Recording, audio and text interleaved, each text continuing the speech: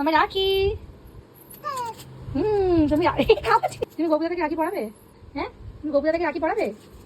আজকে রাখি পূর্ণিমা আর আমার পিহু সোনা এটা হলো ফার্স্ট রাখি, তাই ওর দাদা তো এখানে নেই, দূরে আছে, কিন্তু গপু দাদা তো এখানেই আছে, তাই গপু দাদাকে মাম্মা ওর প্রথম রাখি পড়াবে।